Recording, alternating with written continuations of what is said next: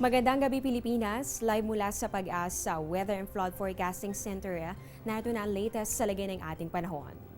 Patuloy ang paglayo ng bagyong Karen sa bansa at ayon po sa pinakahuling datos ng Pag-asa, huli po yang namataan sa line 260 kilometers west-northwest ng Iba, Zambales. Taglay po nito ang lakas ng hangin nga abot ng 130 kilometers per hour at pabugsong papalo naman ng 200 kilometers per hour. Inaasahan po natin ang pagkilos po nito ay pa west-northwest pa rin sa bilis na 24 kilometers per hour.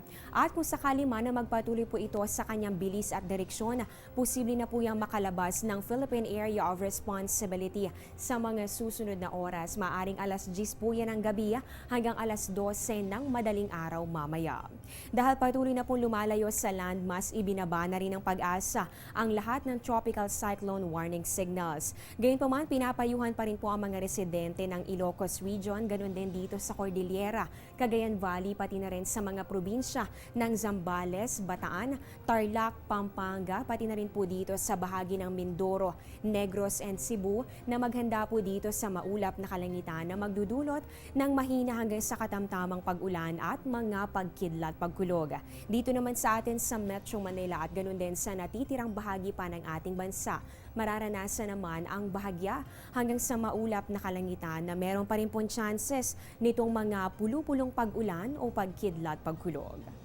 Samantala, mararanasan pa rin naman ang maalon hanggang sa napakaalong kondisyon ng karagatan, partikular na dito sa seaboards po yan ng Northern Luzon at ganoon din dito sa Western Seaboard ng Central Luzon. Ibig sabihin po niyan, hindi muna pwedeng pumalaot pa rin itong mga maliliit na sasakyang pandagat. Samantala, kung titingnan naman po natin sa labas ng ating PAR, meron po tayong binabantayan na panibagong bagyo. Yan nga po itong Typhoon Haima. Huli po itong namataan sa line 1,535 kilometers silangang bahagi po yan ng Visayas. At inaasahan nga po natin ayon po sa Pag-asa, posible po yan pumasok ng ating PAR bukas po yan ng hapon. Kaya patuloy po kayong tumutok dito lamang sa Panahon TV. Diyan lamang po kayo, magbabalik kami matapos ang isang paalala.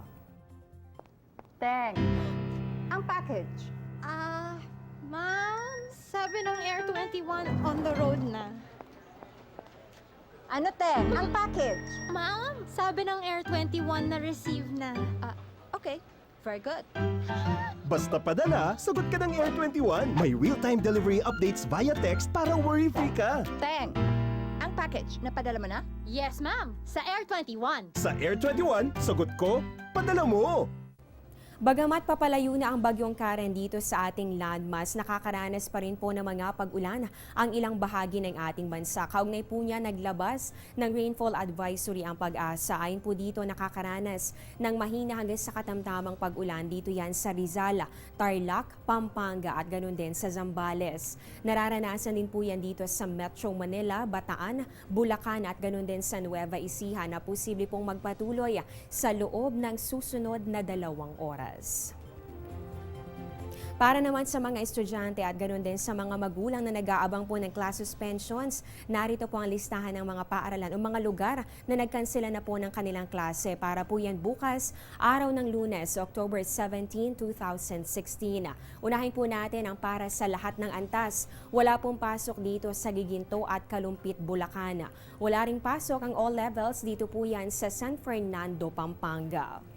From preschool to high school naman, walang pasok dito sa Masantola, Guagua at Mexico, Pampanga. Wala rin pasok ang preschool to high school students dito yan sa Aurora at pati na rin sa Malolos, Bulacan. Yan po ang latest mula dito sa Pag-asa. Manatiling nakatutok sa Panahon TV kung saan walang pinipiling panahon ang pagbibigay impormasyon.